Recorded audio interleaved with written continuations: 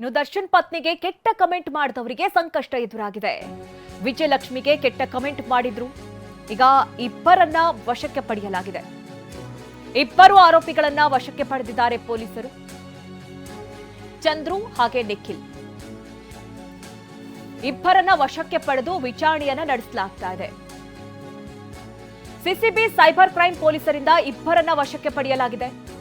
18 ಐಡಿಗಳ ವಿರುದ್ಧ ವಿಜಯಲಕ್ಷ್ಮಿ ದೂರನ್ನ ನೀಡಿದ್ರು. ಅದಾದ ನಂತರ ತಮ್ಮ ಅಸಮಾಧಾನವನ್ನ ಕೂಡ ಹೊರಹಾಕಿದ್ರು, ಕ್ರಮ ಕೈಗೊಳ್ಳುತ್ತಾ ಇಲ್ಲ ಅಂತ.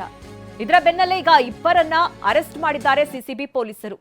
ಸದ್ಯ ವಿಚಾರಣೆ ನಡೀತಾ ಇದೆ. ಒಬ್ಬ ಆಟೋ ಡ್ರೈವರ್, ಇನ್ನೊಬ್ಬ ಇಂಜಿನಿಯರ್ ಅನ್ನೋದು ಕೂಡ ಗೊತ್ತಾಗ್ತಾ ಇದೆ. ಇನ್ನು ಈ ಕುರಿತಂತೆ ಪೊಲೀಸ್ ಆಯುಕ್ತರಾದಂತಹ ಸೀಮಂತ್ ಕುಮಾರ್ ಸಿಂಗ್ ಮಾತನಾಡಿದ್ದಾರೆ. ಬನ್ನಿ ನೋಡೋಣ. 24ನೇ ತಾರೀಕಿಗೆ ಒಂದು ಕೇಸ್ ರಿಜಿಸ್ಟರ್ ಆಗಿತ್ತು ನಮ್ಮ ಸೈಬರ್ ಪೊಲೀಸ್ ಸ್ಟೇಷನಲ್ಲಿ.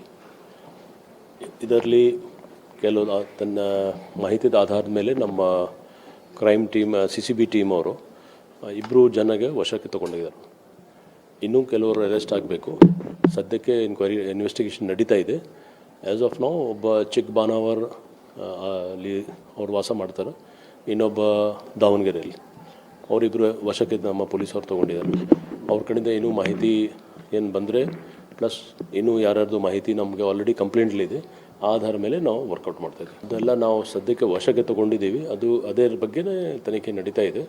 ಇದಕ್ಕೆ ಹಿಂದೆ ಯಾರು, ಇದಕ್ಕೆ ಪ್ರಚೋದನೆ ಕೊಟ್ಟವ್ರು ಯಾರು ಅಥವಾ ಹೆಲ್ಪ್ ಮಾಡೋರು ಯಾರು, ಅದ್ರ ಬಗ್ಗೆ ಎಲ್ಲ ನಮ್ಮ ಟೀಮವ್ರು ಕೆಲಸ ಮಾಡ್ತಾಯಿದ್ದಾರೆ. ಸರಿ, ಯಾವುದು ಆನ್ಲೈನ್ ಇರಲಿ ಅಥವಾ ಬೇರೆ ರೀತಿಯಿಂದಲೇ ಅದು ಕ್ರೈಮ್ ಅಂದರೆ ಕ್ರೈಮ್ ಇದೆ. ಇದು ಭಾಳ ಒಂದು ಸೀರಿಯಸ್ ಕ್ರೈಮ್ ಇದೆ.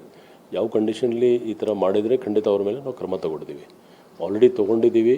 ಕೆಲವು ಸೋಷಿಯಲ್ ಮೀಡಿಯಾ ಮಾನಿಟ್ರಿಂಗ್ ನಾವೇ ಮಾಡ್ತಾಯಿದ್ದೀವಿ. ನಾವು ಸೋಮೋಟೋ ಕೇಸಸ್ ತೊಗೊಂಡಿದ್ದೀವಿ. ಈ ಪ್ರಕರಣದಲ್ಲಿ ಕೇಸ್ ರಿಜಿಸ್ಟರ್ ಆಗಿದೆ.